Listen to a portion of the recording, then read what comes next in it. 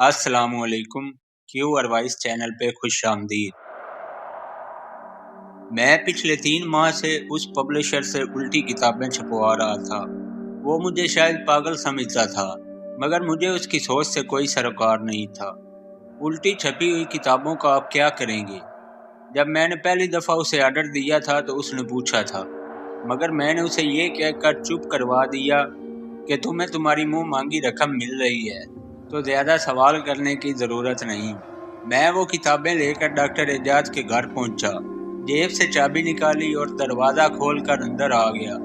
फिर बेसमेंट में बनी उनकी साइंसी लेबॉर्ट्री में पहुंचकर तमाम किताबों को एक टेबल पर रख दिया और खुद एक तरफ पड़ी चेयर पर बैठ गया। टेबल पर पड़ा कलम फिजा में बुलंद हुआ और साथ पड़े पेज पर कुछ तहरीर उभरने लगी। ऐसा लग रहा था जैसे कोई अनदेखा वजूद उस कलम को पकड़े लिख रहा हो। फिर टेबल पर पड़ी वो तमाम किताबें ऐसे गायब हो गईं जैसे कभी वहाँ थी ही नहीं। मैंने उठकर उस कागज पर नजर डाली तो उस पर शुक्रिया के कलमात लिखे हुए थे। आज से 1 साल पहले डॉक्टर इजाज से मेरी मुलाकात हुई थी। वो टांगों से माजूर थे और तमाम काम व्हीलचेयर पर किया करते थे। उनकी उम्र 50 साल के लगभग थी, मगर उन्होंने अभी तक शादी नहीं की थी। मैं उनसे फिजिक्स की ट्यूशन लेने के लिए मिला था। पहले तो उन्होंने इनकार कर दिया, मगर फिर मेरे काफ़ी इसरार पर वो इस शर्त पर रजामंद हुए कि उनकी कोई बात मैं किसी से शेयर नहीं करूँगा। अपनी ट्यूशन क्लास के दौरान मैंने उन्हें कागज़ों में सर खपाते और आड़ी तिरछी लकीरें डालते देखा था। मेरे दिल में तजस्सुस सर उभारता था, मगर मैंने उन्हें सवाल करके कभी परेशान नहीं किया था। यही वजह थी कि उन्होंने आहिस्ता आहिस्ता अपनी ज़ाती बातें मुझसे डिस्कस करना शुरू कर दी। उनका कहना था कि ये कायनात बज़ाहिर 6 सिमतों पर मुश्तमिल है, आगे पीछे, दाएं बाएं, ऊपर नीचे, मगर बज़ाहिर नज़र आने वाली इन सिमतों के अलावा भी एक सिमत और है, जिसे हम सातवां बाद या सातवीं सिमत कहते हैं। वहाँ एक अलग ही दुनिया है। उस दुनिया में किसी किस्म की कोई बीमारी नहीं। अगर मैं ये सातवीं सिमत दरियाफ्त करने में और वहाँ जाने में कामयाब हो गया तो ना सिर्फ मेरी टांगें ठीक हो जाएंगी, बल्कि इस दुनिया में मौजूद हर बीमार की बीमारी का इलाज भी मिल जाएगा। बिलाशुबा वो बहुत ज़हीन डॉक्टर थे। उन्हें हुकूमत की तरफ से सरकारी लेबॉर्ट्री में काम करने की ऑफ़र भी हुई थी, मगर अपनी मजदूरी को बहाना बनाकर उन्होंने ये ऑफ़र रिजेक्ट कर दी थी। रुपए पैसे की उन्हें कोई कमी न थी। उन्होंने अपनी टांगों का इलाज बैरून मुल्क के नामवर डॉक्टरों से भी करवा के देखा था, मगर उन डॉक्टरों ने साफ कह दिया था कि आपकी बाकी ज़िंदगी व्हीलचेयर पर ही गुजरेगी। उनकी बातों से पहले पहले मुझे लगता था कि वो या तो पागल हो गए हैं या हो रहे हैं, और शायद मैं उन्हें एक दीवाने का सर्टिफिकेट दे भी देता अगर वो वाकया मेरी आंखों के सामने ना हुआ होता। हुआ कुछ यूं कि मामूल के मुताबिक मैं फिजिक्स के न्यूमेरिकल सॉल्व कर रहा था और थोड़ी थोड़ी देर बाद डॉक्टर एजाज की हरकत पर भी नज़र डाल लेता था। उस दिन उन्होंने एक तरफ रखी एक अलमारी से अजीब से पुर्जे निकाले। वो अपने सारे काम व्हीलचेयर पर ही करते थे। वो पुर्जे गोल और बेज़वी लंबे चौड़े टुकड़ों पर मुश्तमिल थे। उन्होंने उन पुर्जों को आपस में मिलाया तो वो किसी मकनातीस की तरह जुड़ने शुरू हो गए। मेरी पूरी तवज्जो अब डॉक्टर इजाज की तरफ हो गई थी।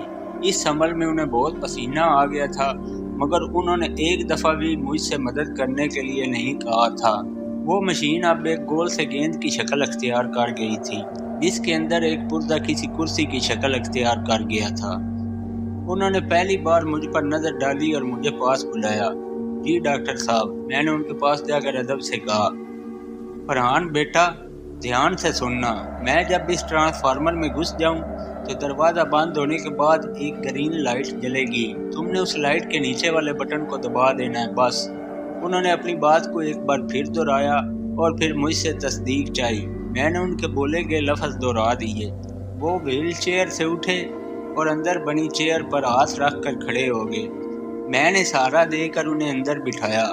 मुझे उनकी हरकत अब पागलपन नहीं लग रहा था, बल्कि मुझे दिलचस्पी और इश्तियाक महसूस हो रहा था कि अब न जाने क्या होने वाला है। जब दरवाज़ा बंद हुआ तो मैंने उस मशीन जिसे डॉक्टर साहब ट्रांसफार्मर कह रहे थे को गौर से देखा। चंद सेकंड बाद उस मशीन के एक कोने पर ग्रीन लाइट जल गई तो मैंने उसके नीचे बने एक छोटे से बटन को प्रेस कर दिया। उस बटन के प्रेस होते ही उसमें से सब्ज रंग की शुआएं निकली जो सामने दीवार पर पड़ी। दीवार पर एक अजीब सा सुराख नमूदार हुआ जिसके पार हैरान कुन मंजर था। वो जैसे कोई ब्लैक होल था। ब्लैक होल के बारे में मैंने काफी पढ़ और सुन रखा था। कहा जाता है कि इस कायनात में अरबों खरबों की तादाद में ब्लैक होल हैं। हर ब्लैक होल के अंदर कई खरब कहकशाएं हैं। उन कहकशाओं में से हर एक कहकशां में खरबों सियारे हैं और हर सियारे में एक दुनिया बसती है। ये सब मैंने सिर्फ सुना था, मगर उस ब्लैक होल को देखने के बाद मुझे इन सब बातों पर यकीन आ गया था। अचानक वो ट्रांसफार्मर जमीन से ऊंचा हुआ और उस ब्लैक होल में गायब हो गया। मुझे अपनी आंखों पर यकीन नहीं आ रहा था। वो दीवार अब बिल्कुल सपाट थी। न जाने डॉक्टर साहब कहाँ चले गए थे। मेरे दिल में तरह तरह के वसवसे सार उठा रहे थे। जाने वो कैसी दुनिया होगी, वहाँ उनके साथ क्या हालात पेश आएंगे और वो कब वापस आते हैं।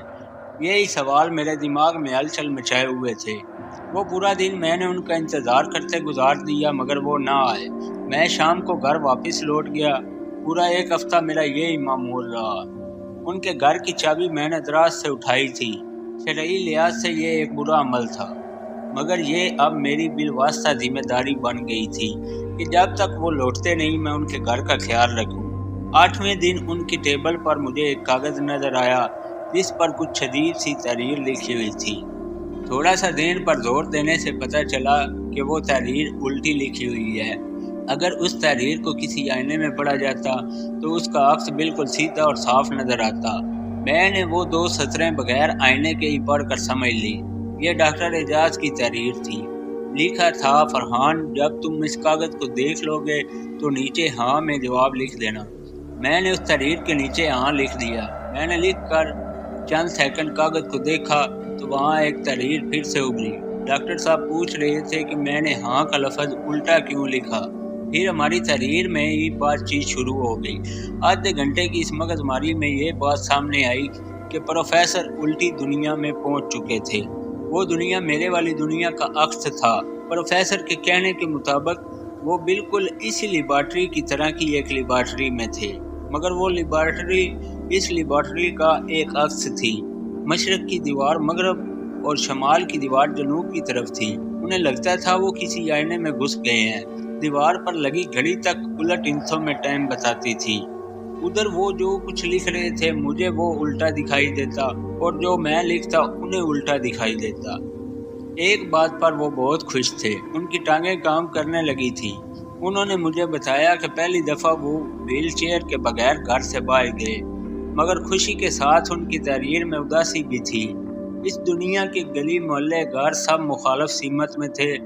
जिस बात ने उन्हें उदास किया वो ये थी कि यहाँ उनके अलावा कोई जीरो मौजूद नहीं था जिससे वो अपनी खुशी का इजहार करते।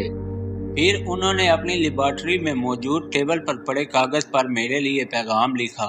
उनके कहने के मुताबिक वो रोज मुझसे तहरीरी राब्ता करने की कोशिश करते, मगर जब मेरी तरफ से कोई जवाब ना आता तो वो कागज मरोड़ कर डस्टबिन में फेंक देते। मैंने डस्टबिन का जायजा लिया तो वाकई ही वहाँ बहुत से मुड़े तुड़े कागज पड़े थे जिन पर प्रोफेसर ने मेरे लिए चंद जुमले लिखे हुए थे, मगर तहरीर उल्टी ही थी।